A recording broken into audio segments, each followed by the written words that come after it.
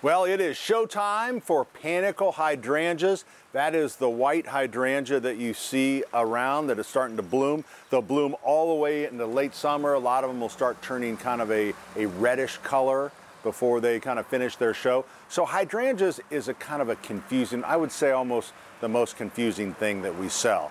One, there's different kinds of hydrangeas and they take different things.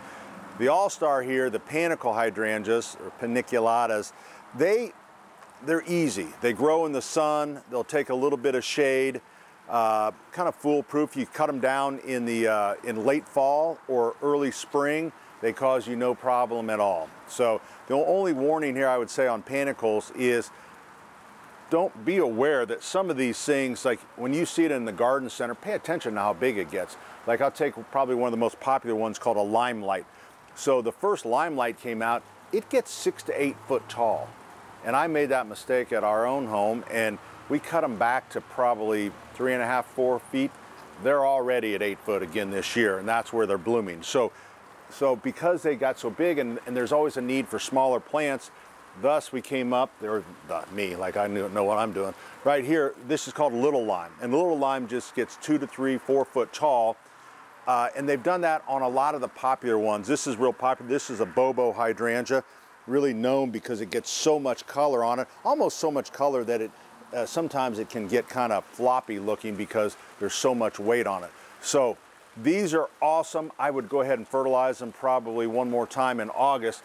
But the other ones right here, the big leaf hydrangeas or the macros or macrophyllus, they're the ones probably that cause it. It's the ones that everybody wants, but it's also the ones that cause the most trouble. Now, used to be they weren't really suited very well for our area, but through genetics, now there's a lot of them that are zone 4 plants. We're zone 5 or zone 6. So the problem for these is everybody thinks that they're shade plants. Well, they're not shade plants. And people think they're shade plants because they're not sun plants either. They don't like the hot sun, they really wilt down. But what they like is morning sun. But it has to have a fair amount of morning sun. Too much shade, you're just going to get foliage, it doesn't bloom, and that's the #1 complaint. Now the other reason sometimes they don't bloom or they don't get as much color is you prune them at the wrong time of the year. These need to be pruned in August. So in August for your pink or blue ones, you fertilize it, lightly trim it if you want to trim it up, and let it go. But if you go pruning late fall or early spring, you're going to cut some of the color off on some of these. Now they do bloom on new wood, so you get some, but also fertilization, like I say, I would fertilize with Hollytone for hydrangeas. This is great for either the panicles or the macrophyllus, and that will go a long way to keeping them healthy.